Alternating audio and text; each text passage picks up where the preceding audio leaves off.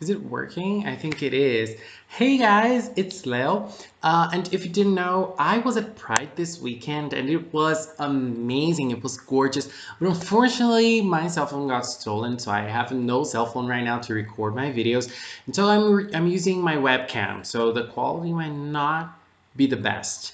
But anyway, let's talk about Mahou Shoujo Site episode 9. And I am so pissed off after this episode. I think it's a mixture of pissed off and sad. But ultimately, I think that pissed off is more pregnant in how I'm feeling right now. I'm feeling very angry. So I've been questioning myself, why is Kaname appearing a lot? Why is Kaname so important in the openings and such? And in like the ending, he's always the one who narrates the next episode, and I'm like, why is he so prominent? And I was curious about it, and now we learned why. This horrible person was like the key point for this episode because he stole Nijimin's stick, and now he started using it. And girl. Okay, so when this episode started, we had Aya very concerned because she knew that he was with Nijimin's pants, and because of that, he had a lot of power. Because Nijimin's powers is probably like the strongest, one of the strongest when it comes to the sticks that the girls have. Um, and at the same time, he was revealing himself for Nijimin. He was showing his true colors for her, and she finally got to know how he was deceiving her. But she couldn't do anything about it. And he was ready to kill Nijimin, but Kyo-chan is amazing. I love Kyo-chan. Kyo-chan was able to help Nijimin by using one of the other magical girls that I don't remember the name to help her. But then I thought that, okay, the story needs to move on, things need to happen. But you know, we're talking about a magical girl that has her physical abilities enhanced. But she punched Kaname, and I mean, she could have killed Kaname easily. She could have killed Kaname easily with one blow, but she didn't. And why was she holding back? Was Kiyoharu actually holding back? Or was she just, is it just something that the writers did so that we could have a little more plot? I don't know, but I didn't like it because Kaname ended up being still alive, and he used that girl to almost kill Kyo-chan. But it was nice because they all were able to use their powers to help all the girls, you know. I don't remember the name of the girl that has a broom, but she quickly took Kyo-chan to the other girls, and they used, what is the girl's name again? I forgot. The gray-haired one. And again, we had another like misstep in the plot this time because um, you know, that girl, she is used to cutting herself, and then she was not being able to cut herself in a very crucial moment for Kyo-chan. I mean, that didn't really make sense at all. But again, they did that to so that they could write Aya. They could write about Aya. And Aya was the one who cut herself and helped Kyo-chan because she felt guilty about what was going on with her brother. And again, I don't understand why Aya would hold that information. I really don't understand. She should have told the other girls way earlier, and she didn't. She just held that information for herself.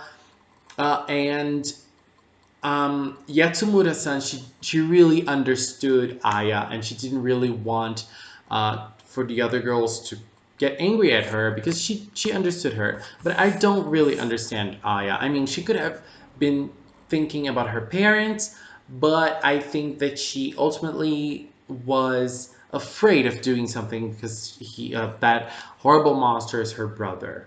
Come on, Aya, you've been better.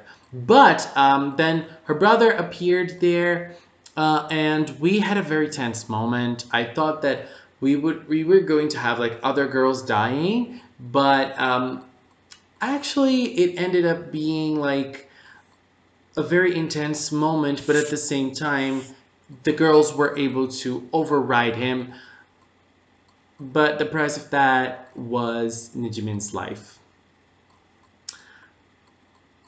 I I don't know. I was very disappointed at Nijimin because of everything that she did and how she fell for Kaname so easily, and how she, how she gave everything to him so easily. But I felt really sad about her because we were able to have a glimpse of her dream and of her own feelings towards performing, towards being an idol, towards being on stage, that we didn't see before. We didn't see that before, and I felt really sad seeing her die and seeing her go like that. I was really sad. We saw the moment she became a magical girl. We saw the story of her family, which is a very sad story. I mean, all the magical girls, they have sad stories because that's that's why they become magical girls. Um, but I think that Nijiman, she suffered a lot, like in her last moments, but she was able to do something so nice. She was able to catch Kaname off guard and cut his vocal cords. And so after that, he was not able to voice any commands, and so he couldn't use the stick's power anymore. He couldn't use that, and because of that, they were able to win over Kaname. He was not being able to use that power anymore, but something else entirely different happened, and someone captured Kaname. And I have no idea why and no idea who did that, but it was an invisible magical girl, and she captured him. Why did she do that? I don't know, but I I think that she's trying to use Kaname for something, and I think that it might involve Sarina. It might be Sarina. I don't know, but it might involve her because she has lots of different sticks, right? She has so many different sticks, and she might have gotten a stick that made her invisible, and so she captured Kaname so that he could help her get other sticks of other magical girls. I don't know, but I hope that this person who captured Kaname is going to rack him down. And I don't want to see him dead. I want to see him suffer. And if it's Sarina, I want to see Sarina making him suffer, and then I want to see her suffer too. Oh my god, this show really brings out the worst in all of us. God. And so I felt like this episode was very emotional in a sense. It was very emotionally draining. uh, Dealing with Nijimin's death was really hard, and it was, seeing like Kaname, this horrible monster, being like the main pivot of everything that happened to her. God, just no. I felt sad. I felt really sad to see Nijimin go like that, and I think it's going to be a little traumatic for Aya because she's been dealing with hard stuff for so long, but now she's dealing with the death of a friend, and not only a friend, she's dealing with the death of someone who she's probably going to blame herself. So I think that's kind of hard. That's really tough, and that's hard for Aya. And I didn't want to see Aya go through that. I don't think she deserves to go through that. But I think that's what's going to happen. I think she's going to suffer a lot right now. Anyways, I think that was all that I wanted to say about this episode. I felt like technically this episode was very weak as well, but story-wise, it was very intense. It was really intense, and now I think that we're out of the Kaname bus, and we have to move on because the series is almost over. I think we only have three more episodes, and it's nice to think that there are so many things going on at the same time, and so many conflicts and so many stories, and we can see so much in such a short series, right?